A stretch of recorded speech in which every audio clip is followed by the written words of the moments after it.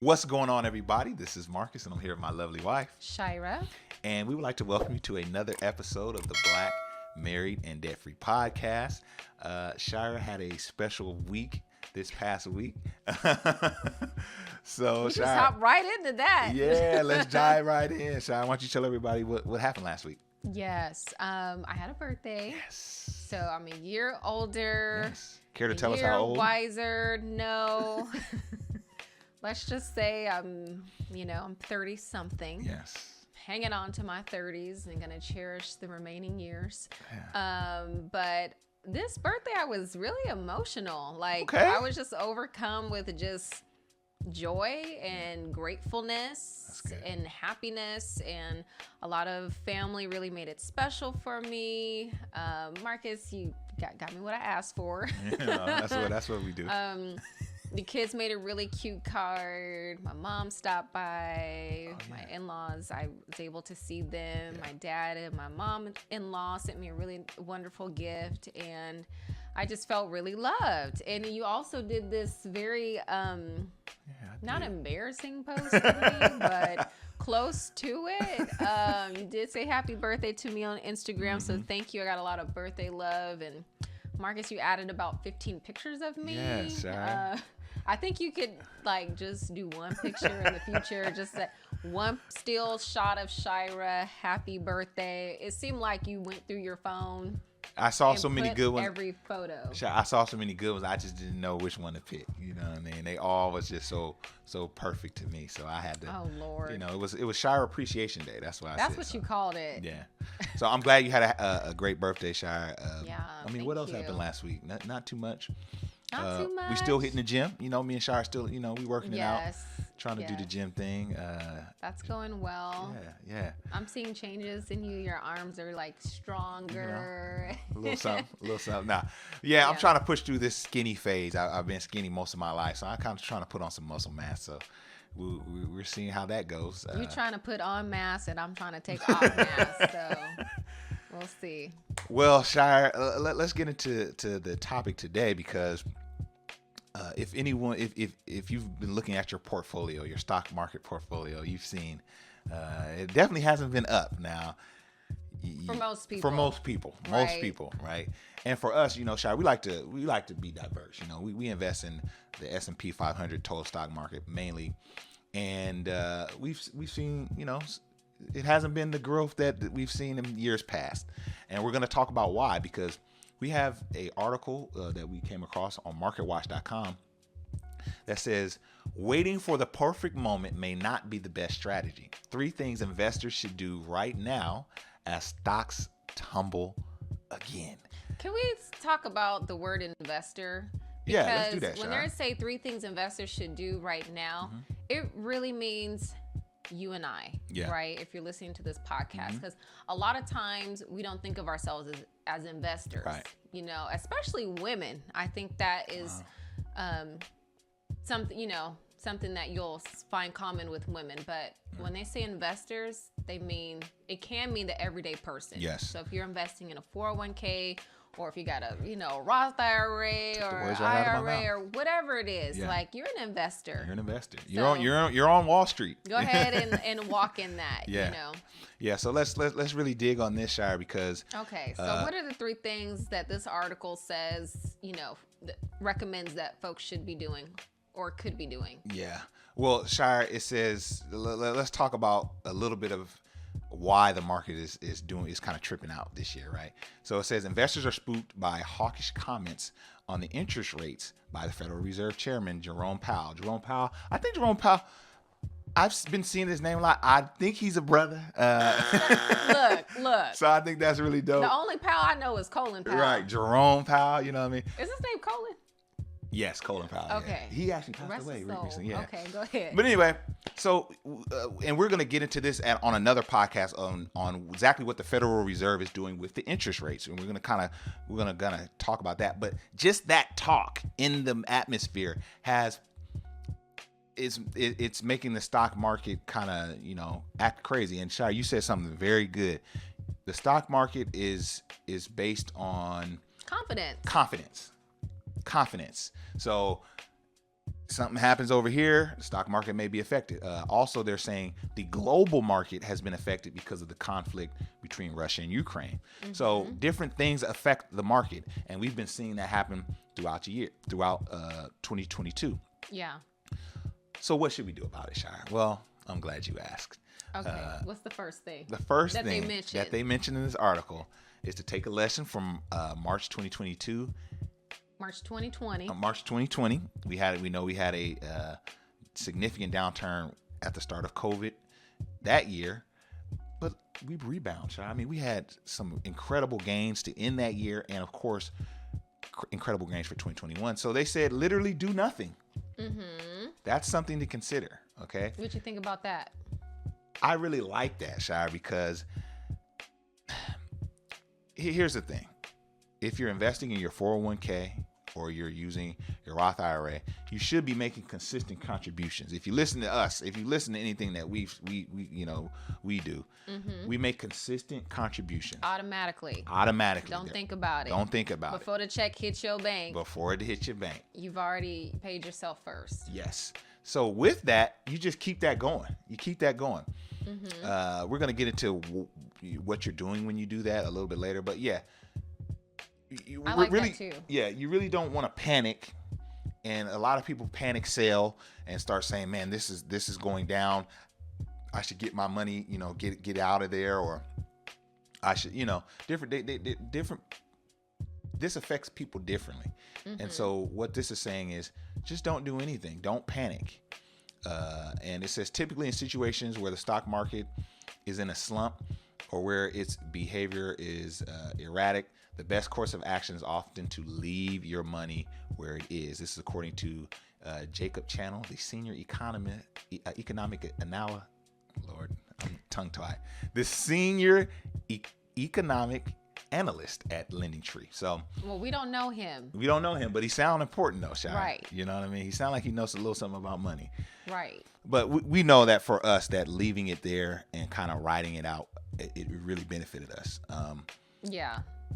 What's your I think thoughts so on that? too. Just because, remember, when you are investing, this is a long-term game. If you need your money next week, then you don't want to put it in the stock market. Yeah. You don't want to put it in your 401k. So if you are planning to retire, say 10 plus years from now or a long time from now, then I think that is a good strategy to just ride the wave. Yeah. And, in time, it'll rebound. Yeah, Shire, here's a cool thing. So the market dipped in March of 2020. Following that, it says, people sold off a lot of their holdings and panicked. Well, following the sell-off, the market rebounded spectacularly, and the S&P 500 is currently, even now, as it's down, it currently is sitting at a near record high. Okay, so let's talk about that. Because when the market went down in 2020, if you were to pull out or to sell, that means that you might not have been in the market at the time that it went back up. Right. And so now you come back in, it's already high. Yeah. And you missed growth. out, Yeah, so there's really no way to say that on this day at this particular time, the market's going to go up or it's going to go down. Yeah. And so this kind of goes back to just, riding the wave. It's a long-term game. Right. I think it is good to look at your portfolio. I wouldn't say check it every day, but I think that kind of takes us to the second point, Yeah, right? Shy, dope. So the second tip or thing you might want to consider doing is review your plan. For most investors, the money they have in the market, either through retirement accounts like we talked about or individual investments, is intended for long-term purpose. So short-term fluctuations shouldn't change one's strategy a whole lot, but you may want to go in and just kind of reassess. If you're heavy in a certain sector, or if you're heavy in a certain, let's just say you're heavy in a company, right, that's not doing well, you don't have to take your money out, cash out. You may want to get into something that may be a bit more diverse. If you go up a little back in the article, it talks about investing in index funds is a good way to diversify. So, you may want to look at your plan and see, man, what am I? Sometimes pivoting is better than just getting out of it completely, right? Yeah, and when it says review your investment plan, if you don't know what you're looking at, you don't know what you're looking at. And like, that's okay. So in that case, maybe the first one would have been, right? Leave it alone, right? Well, where I was going was sometimes I've said this before, sometimes you'll have access to a financial advisor or fiduciary through your employer. So if you are investing through your 401k, many times you have access to an advisory firm at no cost. I mean, you're kind of paying for it anyway. Right. And so you can sit down with someone who knows what's going on, and they can explain to you, okay, this is what's happening. These are things that you might be concerned about. These are things you might want to think about, or you're really doing good, So that's another thing to keep in mind. Yeah, I think that's a really good one, Shire. So that's a good one. Now let's go to number 3. This one is the one I really want to speak to. Okay. So that's put your cash to work. What do we mean by put your cash to work? Okay, so let's break this down. Let's say you have you're invested in a particular stock where the shares are $25 a share, right? I'm like, what stock is that? Because that's pretty affordable. Right, $25 a share. You and you use our principle of investing automatically. So every month you invest $100 a month automatically. So you're getting, how many shares you getting? 4 shares. You're getting 4 shares. Well, the stock market is at a down tick, right? And that share now is $10 a share. What do you do, Shire? Do you say, okay, it's only $10 a share, man, I'm losing money? Or do you say, I'm gonna continue to put my $100 in, 10 shares, and now I'm getting 10 shares instead of 4 shares? Well, Marcus, like, okay, 10 shares, but they're worth less. But when that market rebounds and those shares go back up to the 25 or maybe even higher, right? Now you've bought more shares. So this speaks to people maybe doubling down and buying more. See, I think it's interesting, Shire, because the stock market is the only thing that when it goes on sale, we run in this way. Yeah. If we at Walmart and something goes on sale, we running to the store, not from the store, right? So this speaks to that. What are your thoughts about that, Shire? Like, you being a very safe person, is this something you would consider? Like, say you have some cash reserves and the market is going down. Would you get in knowing that, hey, it can't stay down forever? If I don't need the money. Yeah, I think I would definitely consider that. Yeah, I think it's something to look into. So it says, if you have extra money. Okay, see? I was on to something. If you have extra money that you can invest, do not sweat the timing too much. I think, like you said on the front end, Shire, a lot of times we're trying to time the market but I heard someone say you're really timing it twice. You're timing when to leave and then when to get back in. And that's too hard to do, so. Nearly impossible. Right. So let me ask you this, Shire, of all the 3 tips that we kind of ran through, which one would work more with your investing style? Yes, that would be number 1. Do nothing. I think it can be a lot, just looking at things every day. Yeah. I have a life, I have a family, I have children, and I'm not going to be checking what's happening with the money every single day, or even it's too much. So I'm not going to panic. I'm just going to stay the course, right? And then we'll go from there. What about you? I like the first one. I know you're gonna say. Go ahead. If I did have extra money, I would I would definitely consider putting that in and doubling down on something. or just buying more shares of what you already invest in, Right. So I think those are good options. Now, the holding worked for us good. So I did a post, and we were actually on a podcast to share more about the post on how we made $12K investing in the stock market just through our 401s in the worst part of 2020, from March to, I forget when it was, but for a few months after March. I think it might have been until May or so, something like that. We were able to gain 12K by just staying consistent and really doing many of the things that this article outlines. So we could definitely speak to, how it worked for us in the past. Is that a predictor of the future? Not necessarily, but it's something to go off of for sure. Right. So 2 things stood out. In the first being that past performance is not a predictor of future performance. Right. So that's what you hinted to, and that's really important to know. Yeah. And the other thing is that I'm thinking about in our community how many people are just not investing. Yeah. And when you see articles like this, I can hear someone saying, "See, that's why I don't invest. Right. See, that's why I'm not, investing." And so I would say, read the article, do what you do, but just don't let it just discourage you, because time and time again, we've seen the market recover and do better over time. So don't let it discourage you or keep you from investing, from what you might be hearing. Sure. As sure as we're sitting here now, I'm not a prophet. Oh, but boy, as soon as we're sitting here now, I can tell you, we'll be looking at the stock market, and that thing's going to be lit. Okay, I do have to ask you about a particular stock. Let's go. Okay, Netflix.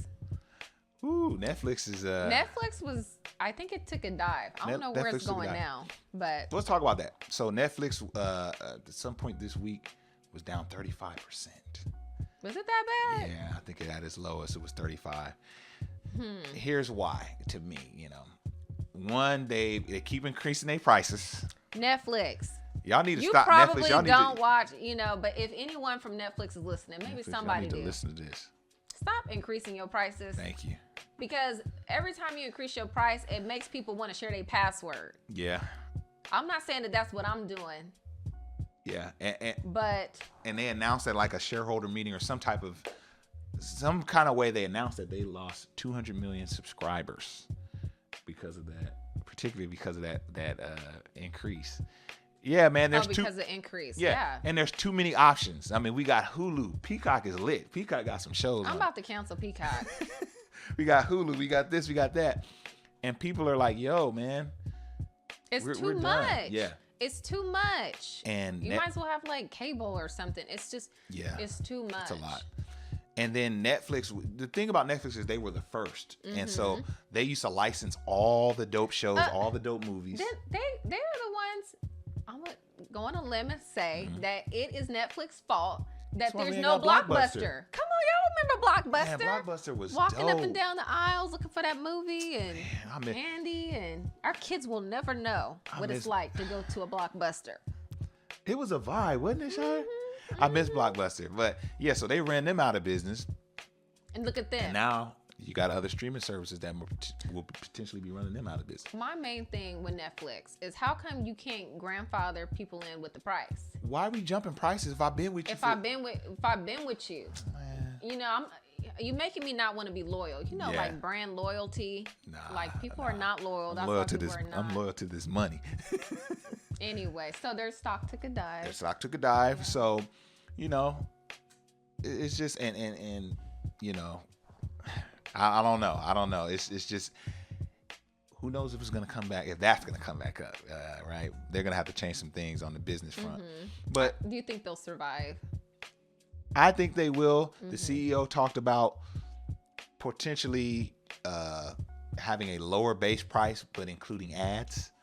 I don't know how we feel about that. They were really they were really against ads. That was kind of their brand, but we'll see. We'll see how My draw is comedy.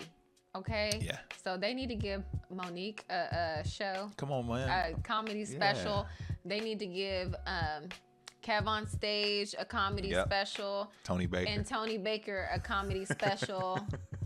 I want to see Cedric the Entertainer. Yeah, I think he got one on there, but it's older. He need to do another one. Yeah.